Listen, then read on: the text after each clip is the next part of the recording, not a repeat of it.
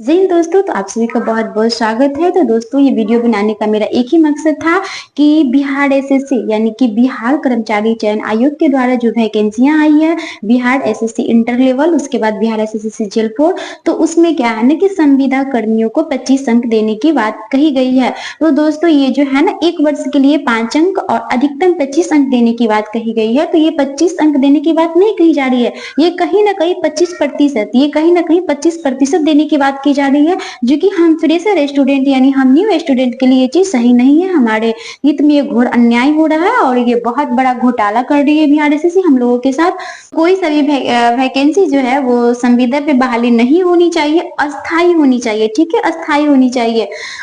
जितने भी यानी कि संविदा कर्मी है, मैं सबकी बात नहीं कर रही हूँ, लेकिन अधिकतर यानी अधिकतर जो संविदा कर्मी है वो कहीं ना कहीं नेताओं के द्वारा या फिर बड़े बड़े अधिकारी के द्वारा उनके ये सगे संबंधी ही उसमें होते हैं।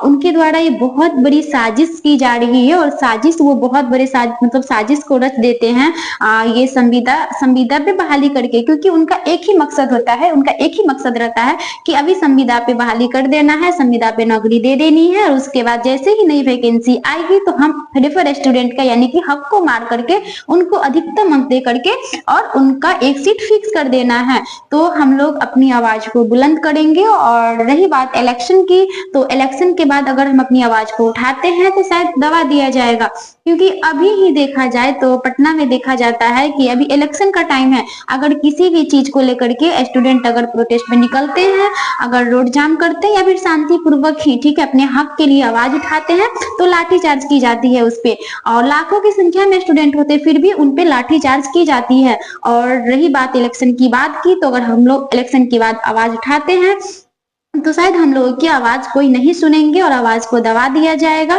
तो आप लोग से यही हम विनती कर रहे हैं, निवेदन कर रहे हैं कि सारे स्टूडेंट में एकता होनी चाहिए और अपने हक के लिए हम लोग आवाज को जरूर उठाएंगे। यार समझ में नहीं आ रहा है कि बिहार एसएससी करना क्या चाह रही है, सरकार करना क्या चाह रही है। और ये जो कुछ नेता और अधिकारी हैं जो अपने निजी फायदा के लिए ऐसा करते हैं, तो मैं माननीय मुख्य नीतीश कुमार जी से हाथ जोड़ के विनती करती हूँ कि ऐसे यानी कि मामलों में आप कार्रवाई कीजिए और ऐसे अधिकारी नेताओं पे भी कार्रवाई कीजिए, क्योंकि हम स्टूडेंट यानी फेफर स्टूडेंट के साथ ये घोर अन्याय हो रहा है। सुप्रीम कोर्ट भी आदेश दिए हुआ है कि विज्ञापन निकलने के बाद आप बीच में यानी कि बीच में वैकेंसी आने के बाद बीच में आप उसके नियम को चेंज नहीं कर सकते हैं। तो ये सारी कहीं ना कहीं गलत है कि आप ये बीच में संविदा कर्मियों को यानी 25 अंक नहीं 25% देने की बात कर रहे हैं। मैं सरकार से यही मांग कर रही हूँ, खासकर नीतीश कुमार जी से, कि आप इस पे संज्ञान लीजिए और इस नियम को आप हटाइए, नहीं तो लाखों की संख्या में स्टूडेंट रोड पे उतरेंगे। और क्योंकि हम अभ्यर्थी इस चीज को बर्दाश्त नहीं कर सकते हैं।